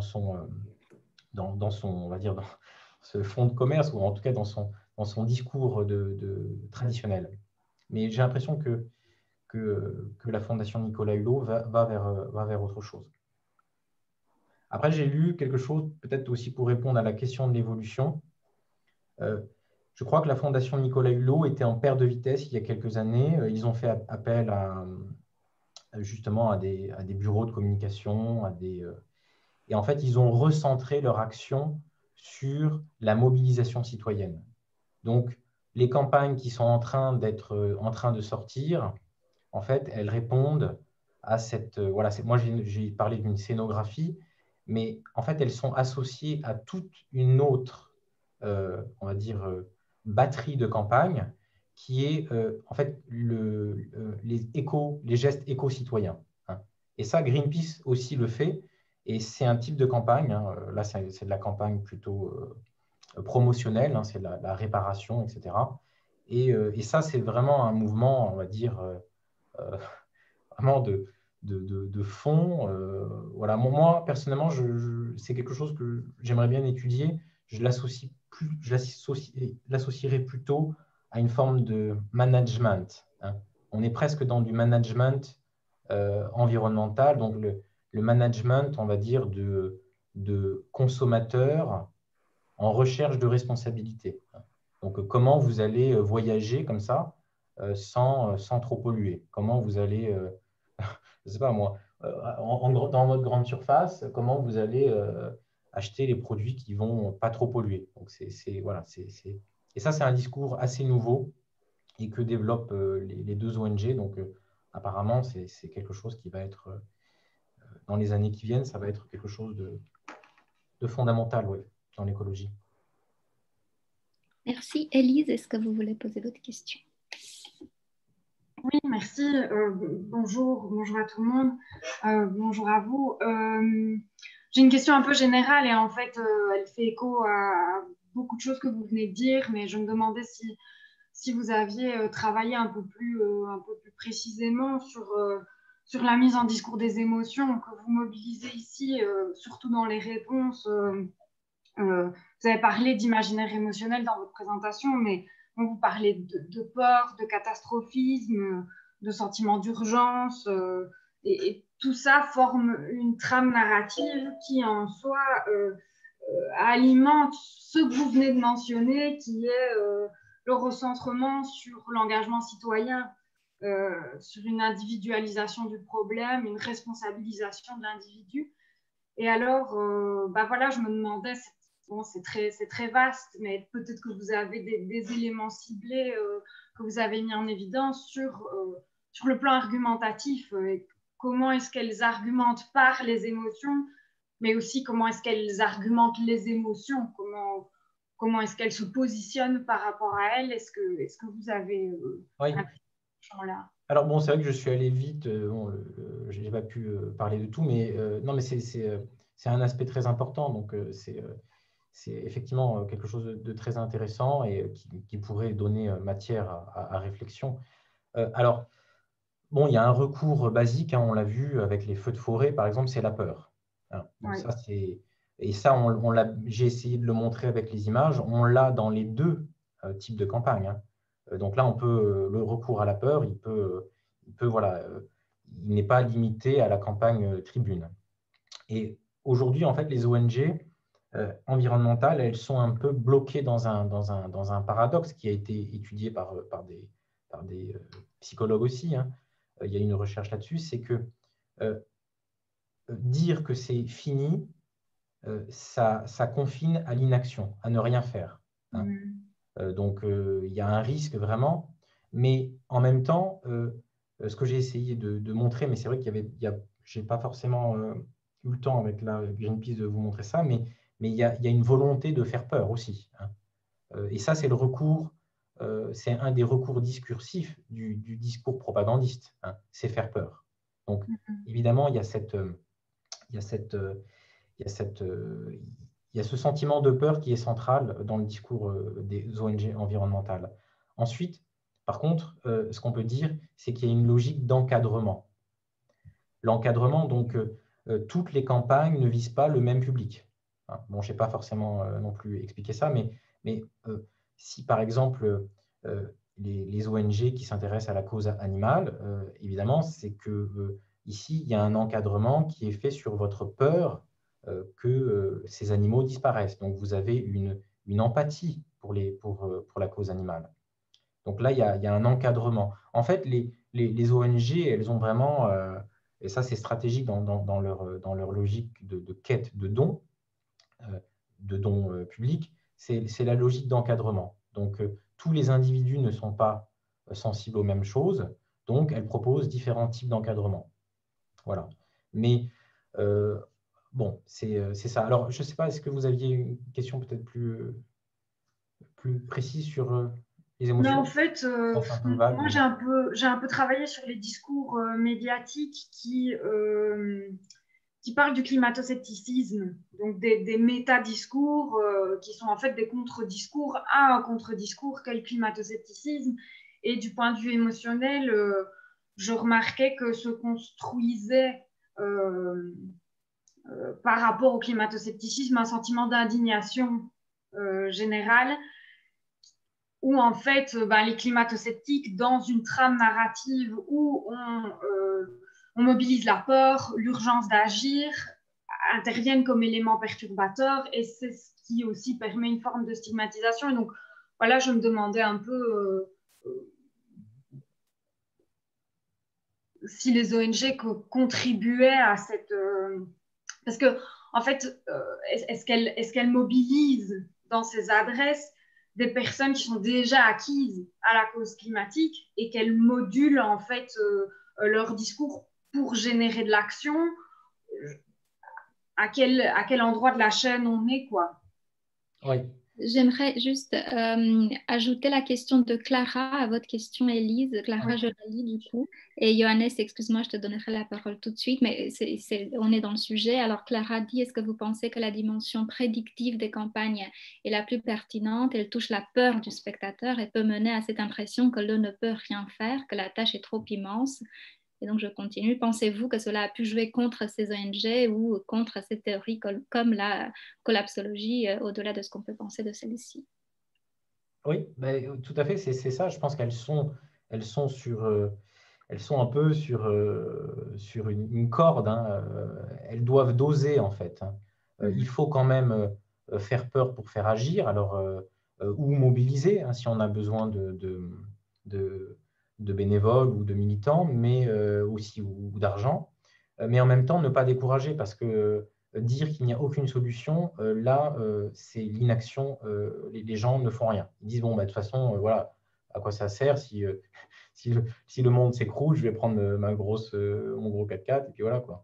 Donc, bon, voilà, ils sont vraiment dans un dosage, et des fois, elles peuvent peut-être, dans une campagne, vraiment proposer quelque chose de très, très anxiogène. Et puis, quand même, il y aura toujours un discours de récupération, hein, pour récupérer. Donc, moi, je parle d'encadrement. Je pense que la logique, elle est là, d'encadrer en fait les peurs et de récupérer ces peurs et ces angoisses, et donc pour obtenir des dons, mais aussi pour qu'il y ait des bénévoles et des gens qui vont investir quand même beaucoup plus que donner juste un clic ou machin. Voilà. Donc, et par contre, l'encadrement, moi, j'ai remarqué, parce que bon, je me suis amusé voilà, à donner mes coordonnées, etc., à suivre ce qu'on me proposait. Eh bien, ensuite, il y a des vidéos ciblées, hein. Donc, c'est pour ça que je pense que leur site Internet est vraiment comme un grand carrefour, hein, c'est comme un entonnoir. Ensuite, une fois que vous rentrez dedans, eh bien, on va vous proposer des choses un peu à la carte, hein. Et là, notamment, moi, j'avais reçu une vidéo. Alors, je ne sais pas comment, s'il y a un algorithme derrière, etc. Mais c'était une vidéo pour me proposer d'être militant. Donc là, c'était une vidéo. Et donc, il y avait, pareil, on part des images catastrophiques, angoissantes, la fin du monde, etc., etc. Et hop, l'encadrement amène quand même à il faut agir, etc. On fait ceci, on fait cela. Et, et là, en fait, ça va de pair, hein, la peur de quelque chose et ensuite la résistance à cette peur, hein, pour pas que cette peur l'emporte. Sinon, bon, à quoi bon? Donc là, voilà, c'est un appel ensuite à la résistance, finalement, voilà, pour s'engager et pas seulement donner de l'argent, mais donc pour aller plus loin. Parce que Sur cette question-là, ça me fait penser à quelque chose. Moi, j'interviens un peu sauvagement. Alors, il y a un troisième discours, moi, que j'entends dans les cercles de l'écologie radicale, par exemple, c'est de dire que la catastrophe est déjà là. Elle est déjà là depuis 40 ans et qu'elle ne va pas arriver plus tard, qu'on y est déjà. Les réfugiés climatiques l'ont déjà expérimenté, on l'expérimente déjà. Et ce qu'ils ont observé, en tout cas eux, ce qu'ils proposent comme stratégie argumentative et ce qu'ils remarquent, c'est que ce que vous disiez tout à l'heure, les slogans si on ne fait pas ceci ou cela, il va se passer ceci ou cela, ne fonctionnent pas parce que on a l'impression que le fait qu'on nous donne encore la possibilité d'agir alors qu'on voit bien qu'on est impuissant, cette confrontation-là, ça fait une disjonction qui fait qu'on ne fait rien, en fait, on est tétanisé. Alors qu'à partir du moment où on prend acte que la catastrophe est déjà là, dans ce cas, ça nous réouvre un imaginaire qui nous permettrait d'agir ici et maintenant pour préserver ce qui est encore préservable. Enfin, voilà, et que finalement, c'est ça qui redonnerait une petite puissance d'agir, parce que ça réouvrirait l'imaginaire on agit depuis la catastrophe, oui. et non pas pour l'éviter. Oui. Au sein de la catastrophe, pour ne pas y participer trop et pour sauver les meubles plutôt que éteindre l'incendie. Je ne sais pas, est-ce que c'est une stratégie argumentative que vous retrouvez dans ces campagnes plus institutionnelles ou, Pas encore, mais je pense que ça va venir. Mais ouais. j'ai entendu ce discours, effectivement, de la catastrophe. La catastrophe est arrivée et il s'agit de sauver les meubles. Et j'ai un peu l'impression que Nicolas Hulot va aller dans cette direction parce que, en fait, aujourd'hui, dans Le Parisien, il disait que c'était trop tard. Bon, donc j'imagine qu'il va quand même rebondir, hein, il ne va pas rester là-dessus, sinon, bon, il peut Mais en faire. même temps, ça permet de faire le deuil d'autre chose pour pouvoir réinventer une autre stratégie qui sera peut-être plus efficace que celle qui est adoptée depuis 30 ans, qui visiblement n'a pas fonctionné. Oui, bah, après, c'est sans doute un constat aussi réel déjà, que les choses, voilà, le temps passe et ça, tout le monde le voit. Et puis, effectivement, aussi une manière de renouveler le discours parce que elles sont de toute façon obligées, ces ONG, de renouveler leur discours. Et leur discours a évolué, même si, bon, la base de la résistance, par exemple, chez Greenpeace, c'est leur modèle depuis tout le temps, mais le discours ensuite, lui, s'adapte, ouais. Merci Manon. Christine a une remarque à ce sujet. Ensuite, Johannes, tu peux poser ta question. Merci. Oui, juste, je ne sais pas si vous connaissez le travail de Jean-Baptiste Comby sur la question climatique. Et il a mobilisé la sociologie des problèmes publics et il montre en fait que la question climatique, à la fois dans sa genèse et dans son traitement, atteste d'une dépolitisation en fait de ce problème public et renvoie en fait le fait par exemple de renvoyer aux individus la responsabilité des questions environnementales et climatiques montre que finalement il y a une dépolitisation de cette question et par rapport à la sociologie des problèmes publics, son ouvrage est très intéressant. Voilà, je vais mettre la référence dans le chat. Ouais. Merci. Oui, non, mais peut-être, je ne connais pas peut-être cette référence-là, mais l'auteur, oui, j'ai lu certaines choses. Ouais. Oui, mais c'est tout à fait, ça rentre dans ce mouvement. Ouais. Ouais. Et n'hésitez pas à contribuer au chat. Merci William pour une autre référence à Hans Tibet. Johannes, tu as la parole. Enfin. Merci et pour cette présentation très claire, très riche, très informative. Et aussi, merci pour cette discussion. Je pense que c'est tout à fait bienvenu de ne pas couper les questions et le flux des arguments. J'aurais une question sur le topos de l'industrialisation de l'éthique. Et je pense qu'en effet, c'est une question assez importante et ça relève d'une importance plus générale. Si on pense que, en effet, les entreprises, avec leur marque, font beaucoup d'accent sur, voilà, sur le côté image, éthique, les valeurs, etc. Et donc, si on peut observer dans le marketing environnemental de ces fondations, de ces NGO, la même forme d'organiser les campagnes, de faire un business d'une certaine façon autour de cette question que dans les entreprises que, voilà, le secteur pétrolier ou, je sais pas, les lignes aériennes. Je me demande s'il n'y a pas un risque, selon toi, d'une sorte de collaboration, d'une perte de la dimension critique de ces organismes environnementaux qui sont quand même voilà, assez importants pour former l'opinion publique. Et donc, je pose un peu la question avec un fond de la théorie critique qui est toujours très, très sceptique par rapport au processus voilà, de l'aliénation, de la logique de l'échange qui nous empêche de continuer d'aller dans le sens de la critique et de l'émancipation. Personnellement, je suis agnostique, hein, je vois les risques et je vois aussi les chances. Hein, en fait, si on veut changer les choses, la forme organisationnelle qu'on voit dans des fondations comme celle de Hulot et de Greenpeace, ça permettrait peut-être de changer vraiment voilà, les choses et de nous donner le coup nécessaire. Mais je ne sais pas. Donc, c'est une vraie question que j'aurais et je me demande ce que tu penserais. Oui, oui, merci pour ta question. Alors, moi, je pense effectivement, il y a ici un problème sans doute organisationnel quelque part. Hein. On voit bien que plus les structures sont grosses, voilà, plus elles doivent répondre à des impératifs financiers, commerciaux, et, plus elles se comportent comme des entreprises et utilisent les outils des entreprises. Donc ça, c'est la problématique, voilà, elle est au-delà de la communication, elle est dans la question de l'organisation.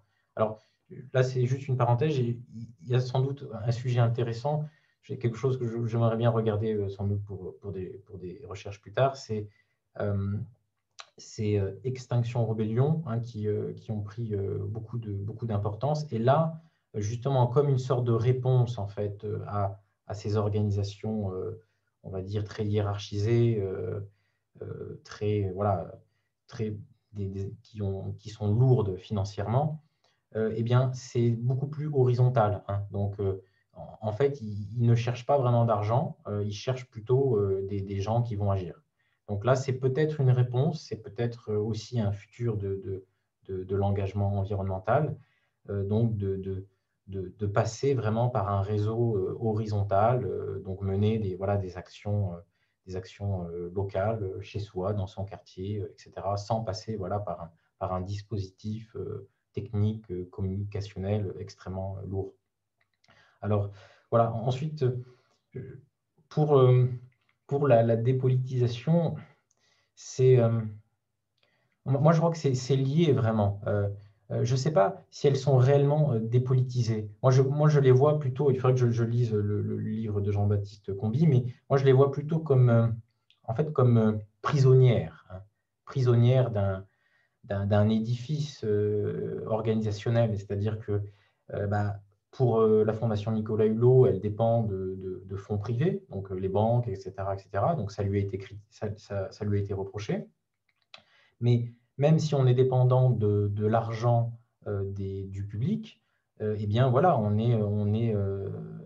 et qu'on veut obtenir le maximum de fonds, donc au-delà les clivages politiques, eh bien on est obligé de produire un certain discours qui est voilà, qui politiquement est vide, parce que si on commence à utiliser des mots comme décroissance, comme voire même développement durable, hein, ça peut être connoté politiquement, eh bien vous vous coupez d'une base de vos donateurs. Donc voilà, la dépolitisation, elle est aussi c'est une stratégie, hein. C'est pas que, à mon avis, subi, c'est vraiment une construction. Voilà. Mais peut-être que par dépolitisation, c'était moins le fait d'être situable sur l'échiquier politique du champ politique qu'un discours qui cherche à rendre compte de la destruction du vivant comme résultat d'une organisation sociale et d'un régime économique. Et qui, voilà, comme disait Élise, individualise plutôt que réfléchit à des solutions macro. Ouais. Ouais, mais Et bon, ça se recoupe, hein, j'entends bien que ça se recoupe, mais c'est le côté de surresponsabiliser l'individu. Mais je pense que ça aussi, c'est en train de changer, puisque j'entendais sur une émission à France Inter le midi, donc qui était quand même grande écoute, où des personnes aussi bien de chez Pierre Rabhi que des personnes qui étaient, par exemple, une personne qui avait monté une entreprise qui servait à estimer le coût carbone, l'empreinte carbone de telle ou telle organisation. Et puis, il y avait aussi Combi qui était invité, et tous les trois étaient d'accord pour dire que la croissance était une illusion, en fait, que c'était urgent de sortir des logiques de croissance. Et ils étaient tous les trois d'accord, alors qu'ils étaient plutôt assez... l'animateur était surpris, il disait, quand même, on ne peut pas dire ça, vous vous rendez compte, c'est complètement utopiste. Et les trois, d'une même voix, ont répondu, c'est le contraire qui est utopiste. Il faut arrêter maintenant. Et je me disais, quoi, ça passe sur Inter à midi, qu'est-ce qui est en train de se passer? Et donc j'observe aussi, oui, ce que vous disiez, là, qu'il y a peut-être un petit basculement au niveau de cette question de la politisation au sens de problème collectif, en fait, d'organisation et de régime. Ouais. Ouais. Mais ouais, effectivement, il y a ce blocage, hein, évidemment, autour de la croissance et du modèle économique, c'est évident. Mais ensuite, moi, je pense que les ONG, elles sont elles-mêmes en fait menacées par en fait, les partis politiques se présentent eux-mêmes comme écologistes. Même les entreprises, tout le monde l'est. Donc, à un moment, pour elles, va vraiment se poser la question de comment se distinguer en fait, dans ce monde où, voilà, où tout le monde est d'accord sauf quelques exceptions, mais bon, on va dire presque tout le monde, et notamment le discours politique, à intégrer, en fait, hein, cette donnée.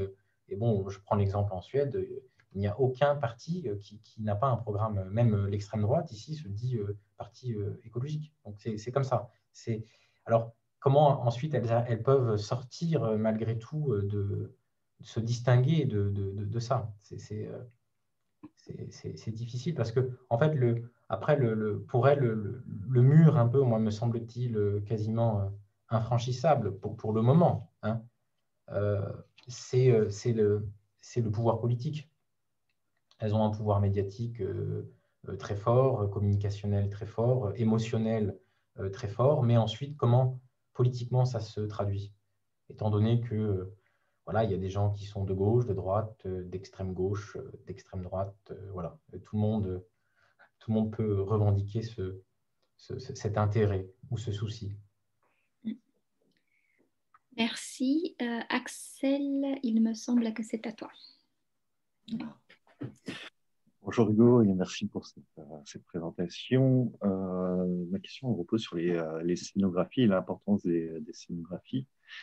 Et comment est-ce que ces scénographies des ONG entrent en concurrence avec d'autres scénographies et comment est-ce qu'elles tentent d'imposer une scénographie primordiale pour légitimer leurs actions? Oui, alors ces scénographies, c'est un travail très long, hein, très fastidieux pour elles. Alors j'ai essayé de le montrer étroitement lié à leur image de marque, hein. Et puis après, c'est leur tactique, leurs actions et leurs militants. Alors tous ces éléments-là, un peu disparates comme ça, à première vue, elles sont mises en scène et en discours dans les campagnes, hein, notamment. Donc les campagnes, elles ont vraiment un rôle assez synthétique et c'est pour ça que je les ai trouvées intéressantes. Et pour, par exemple, la scénographie de la résistance comme action, ici, on doit aussi prendre en considération l'éthos prédiscursif de l'ONG, hein, qui est donc son passé, si vous voulez, son image, hein. Et cette image-là, elle a un poids comme une entreprise, hein, comme un homme politique. Donc, elles doivent composer avec ça. Mais en même temps, c'est quand même ce qui les distingue, hein, des autres. Donc, arriver comme ça sur le marché des dons comme nouvelle ONG, c'est très difficile. Donc là, il faut sans doute mener des actions assez spectaculaires aujourd'hui. Et on voit que c'est réussi par l'ONG Extinction Rebellion, qui ont réussi à se faire une image rapide, et notamment justement en fait, comme elles n'ont pas vraiment comme il n'y a pas vraiment de résultats, on va dire de résultats, elles ne produisent pas une chose particulière, hein, c'est surtout une communication, une manière de se présenter qui est centrale. Eh bien, les campagnes et l'action des militants est décisive. Alors, la scénographie, moi, je pense qu'elle est tout à fait, elle est conçue, elle est pensée. C'est quelque chose qui, en interne, est un travail fondamental. Et elles peuvent effectivement penser à changer, à bifurquer un petit peu. Et par exemple, Greenpeace, en fait, par rapport à son image, il y a eu l'émergence des mouvements altermondialistes, hein, et là, elle était en concurrence en fait avec ça. Et pour elle, la question se posait de savoir est-ce qu'on va s'afficher avec eux, hein, donc dans la rue, dans les actions. Eh bien, en fait, non. Donc, pour elle, ce qui est vraiment aussi important dans cette scénographie, pour qu'elle reste cohérente, lisible, c'est de ne pas se disperser, hein, c'est de rester concentré justement sur des campagnes, parce que les campagnes définissent une identité. Voilà. Et c'est vrai que je pense qu'ils ont perdu beaucoup, des fois, d'adhérents, de militants qui voulaient comme ça rejoindre une autre cause. Alors, aujourd'hui, moi, j'ai l'impression que Greenpeace est obligé d'assouplir un peu cette approche, qui était une approche vraiment de distinction, de se distancier des autres, de garder une distance. Aujourd'hui, bon, c'est quelque chose qui doit être assoupli je pense, par Greenpeace, mais quand même, elle va toujours garder ça. Alors, pour Greenpeace, évidemment, les signes particuliers, c'est quand même aussi choqué, hein. Il faut qu'elle reste quand même on va dire, elle veut sans doute garder le monopole de la radicalité, hein. C'est pour elle important. Merci Hugo. Alors il y a une question de Marie. Marie, du coup je la lis puisque vous l'avez écrite. Elle s'interroge sur l'adéquation du terme discours propagandistique pour qualifier les campagnes de Greenpeace France, même si ceci rejoint les théories de Charodot, la propagande est connotée négativement, dit Marie, bourrage de crâne. Est-ce que cette connotation ne se retrouve pas, me semble-t-il, dans les campagnes en question aussi, dit-elle? Alors, je me permets de faire la remarque que Discours.net a eu un colloque en septembre 2020 où les connotations de la notion de propagande ont été discutées et donc la propagande en démocratie, pour reciter Ellul, sont finalement ces campagnes publiques comme la campagne de Greenpeace. Mais Hugo, je te laisse réagir. Oui, oui, non, mais tout à fait. Bon, c'est un sujet aussi très débattu. Je ne me suis pas vraiment arrêté là-dessus. C'est vrai, où s'arrêtent les campagnes, dans les propagandes, où elles finissent. Bon, alors c'est pour ça que je trouve Charodot utile, puisque il a posé des bases discursives assez claires, hein. L'ennemi, hein. Donc c'est pour ça que je parle de discours propagandiste, parce qu'il y a un ennemi, voilà. Donc ça, c'est essentiel. S'il n'y a pas ces trois instances, donc l'instance adverse, l'instance destinataire et l'instance productrice, on ne peut pas, donc, dans cette catégorie, parler de propagande. Voilà. Alors ensuite, si on prend évidemment le problème de manière beaucoup plus générale, on pourrait évidemment dire que la publicité est une forme de propagande. Mais bon, là, on quitte, à mon avis, la question de la pure, de l'analyse du discours ou des outils discursifs pour rentrer dans des considérations plus sociologiques. Mais bon, moi, je partage. Ouais. Si je peux ajouter quelque chose, vous m'entendez? Oui, oui. Le problème, si on ne prend pas des précautions oratoires, c'est que ça peut servir les climato-sceptiques qui vont dire vous avez des chercheurs qui ont analysé que ça avait toutes les caractéristiques d'un discours de propagande, alors dans le sens justement plutôt public, parce que là, finalement, Charodot l'utilise dans un sens neutre. Et dans la diffusion de la recherche, je pense que c'est important à préciser, parce que sinon, c'est servir les climato-sceptiques de mettre en évidence que ces discours ont toutes les caractéristiques d'un discours de propagande. Oui, pour le grand public, en tout cas. Tout à fait, Marie. Et c'est d'ailleurs pour ça que je parle de campagne tribune. Hein. J'aurais pu dire campagne propagandiste, mais ça n'aurait pas été effectivement très pertinent. D'accord. Merci. En tout cas, j'ai trouvé ça, pour ajouter une remarque sur la présentation, de procéder par comparaison. Je trouve ça très intéressant parce que ça fait ressortir à chaque fois les caractéristiques d'une campagne et d'une autre, ou même au sein d'une campagne. Et ça, c'était vraiment très, très intéressant, je trouve. Merci. Merci à vous. Merci Hugo. J'ai une dernière question, je me permets, puisque j'ai le micro, j'en abuse un petit peu. Ma question était sur le statut finalement des ONG, celle-ci, mais d'autres ONG à visée internationale, on va dire. Où sont-elles placées finalement? Est-ce qu'elles gardent quelque chose de ce rôle que la société civile avait, qui était celui de faire remonter des problématiques locales, isolées, de les faire connaître et de les résoudre, peut-être en restant à ce niveau local? Mais finalement, maintenant, je pense que les ONG appartiennent à l'espace politique, et tu l'as dit, et dans la discussion, c'est ressorti. En fait, ce sont des acteurs du débat politique finalement. Et tu parlais des trois composantes, dont une était aider un groupe déterminé ou une entité abstraite, et peut-être en abusant du fait que les ONG, celles que tu analyses, s'occupent d'une entité abstraite, elles rendent le sujet tellement politique qu'on oublie en fait la communauté qu'elles sont censées protéger, défendre ou porter la voix. Et même quand tu parles de mobilisation citoyenne pour la Fondation Nicolas Hulot, ensuite, tout de suite, tu as ajouté, il s'agit d'un management environnemental, c'est-à-dire on sort. Est-ce que les ONG finalement gardent quelque chose de leur rôle premier, où elles deviennent des acteurs politiques comme tout autre?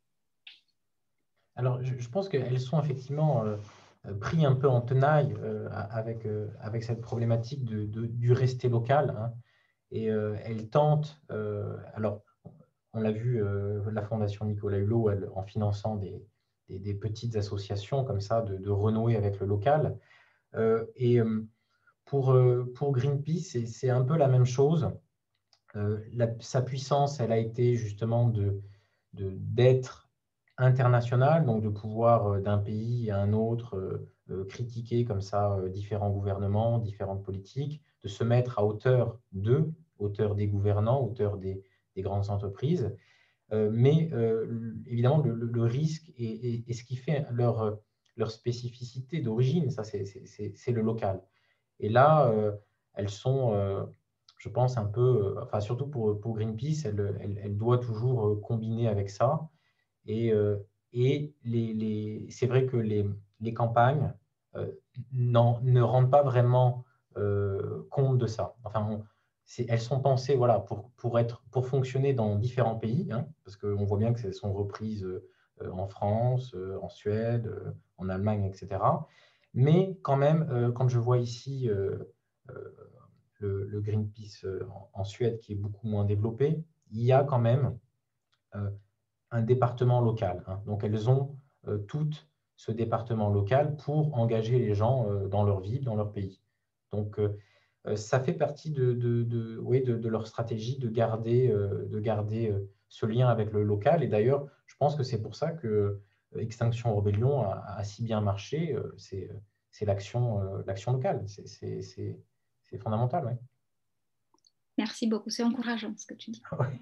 C'est On va finir sur de la faute aux communicants finalement, mais finalement, les ONG font bien le travail. Ouais. Merci Hugo, on reste sur cette note finale. Merci à tous d'avoir posé vos questions, d'avoir participé au chat. Avant de vous lâcher, nous avons une annonce pour la séance de janvier. Christine, tu as la parole. Avec un micro, s'il te plaît. Oui, c'est mieux avec le micro, merci. Donc, merci Luciana. Oui, nous vous donnons rendez-vous le 8 janvier.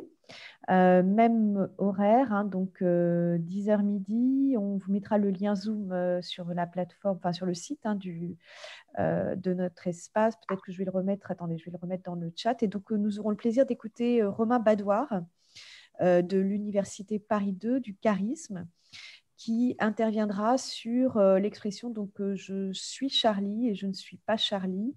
Et donc la façon dont, à partir d'un travail ethnographique en ligne et une analyse des échanges, se sont mis en place donc, des discours et contre-discours autour de ce hashtag, donc je suis Charlie. Voilà. Et donc, peut-être aussi une remarque à propos de Discordnet. Vous l'avez vu peut-être, il y a de nouveaux groupes qui se forment, qui se créent, parfois en français. Par exemple, le réseau RIMAC, c'est une initiative francophone des jeunes chercheurs en Afrique. Il y a aussi d'autres groupes dans d'autres langues. Vous êtes tout à fait bienvenus à regarder ce qui se passe et joindre les espaces qui sont sur le site, comme notre groupe ici. Et je vous rappelle aussi que c'est grâce aux contributions, aux efforts de ces membres de Discordnet qu'on est capable d'organiser ces événements. Et vous êtes tout à fait bienvenus à aussi considérer d'adhérer à l'association. Donc, merci beaucoup. Et merci surtout à Hugo pour cette présentation aujourd'hui. Merci pour votre invitation et puis pour toutes les remarques qui ont été faites, très intéressantes. Donc, merci à tous. Merci. Merci. Belle fin d'année, belle fête à tout le monde. Et puis au 8 janvier. Merci. Au revoir, bon week-end. Merci à tous, au revoir. Merci beaucoup.